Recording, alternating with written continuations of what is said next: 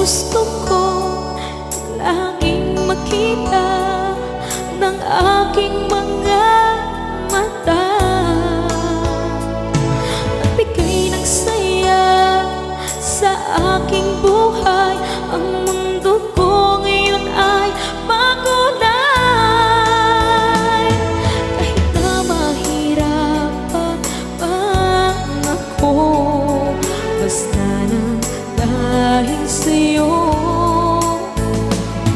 Kahit saan man ako mapunta, ayos lang basta kasama ka.